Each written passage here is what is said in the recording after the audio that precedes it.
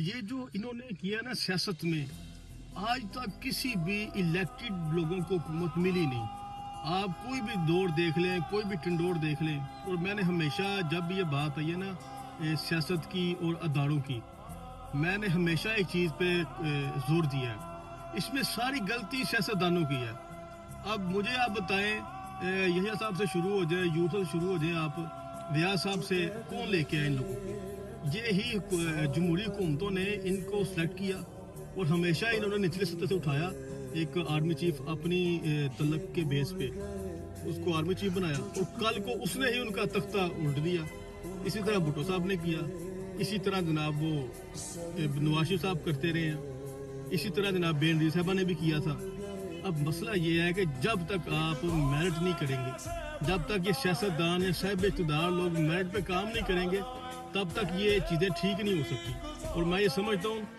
70 سال انہوں نے اس نہج پہ پہنچانے پہ لگایا پاکستان کو، 70 سال، اور اس میں زرداری خاندان، بھٹو خاندان، زرداری خاندان، نواز شریف خاندان، یہ پورا اس میں ملوث ہے، پورا اس گناہ میں برابر کا شریک ہے۔ انہوں نے اس ملک کی تباہی میں کوئی کسر نہیں چھوڑی، اداروں کی تباہی میں، عدلیہ کی تباہی میں، پولیس کی تباہی میں، نیب کی تباہی میں، پٹوار خانوں کی تباہی میں کوئی کسر نہیں چھوڑی۔ ان لوگوں نے جو ان سے ہو سکتا تھا اپنی کرپشن کو چھپانے کے لیے ان لوگوں نے کیا ہے۔ اب وقت آ گیا پاکستان کے بارے میں سوچنے کا، اور جو پاکستان کے بارے میں سوچتا ہے، یہ جتنے پھنسے ہوئے ہیں اپنی کرپشن کی دلدل میں، اب یہ اس بندے کو سپورٹ نہیں کر پا رہے۔ لہٰذا میں یہ سمجھتا ہوں کہ اس وقت یا آئندہ بھی جب کوئی حکومت آتی ہے، یہ حکومت ویسے بھی ساری ان کی ڈیمی حکومت ہے، اگر آئندہ بھی انتخابات ہوتے ہیں، اگر کسی کو حکومت مل جاتی ہے تو اگلی تقرری اگر کسی آرمی چیف کی جائے تو میرٹ پہ کی جائے۔ آپ ایک دفعہ کوئی بندہ میرٹ پہ لا کے دیکھیں تو انشاءاللہ تعالیٰ مجھے نہیں لگتا کہ آپ کے کوئی بھی ایسا آرمی چیف، کوئی بھی ایسا ادارہ جو چاہے گا کہ آؤٹ آف دا وے جا کے وہ پاکستان کی سیاست میں انوالومنٹ کرے،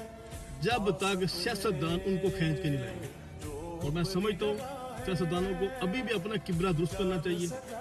ابھی بھی جس طرح یہ سیاسی پارٹیاں ہیں، پیپلز پارٹی ہے، نون لیگ ہے، ان کے اندر جو سیاسی ورکر ہے، جو نظریاتی ورکر ہے، اس طرح خواجہ سعد رفیق صاحب ہے، قمر زمان کرا صاحب ہے، اس طرح کے بہت سے لوگ ہیں،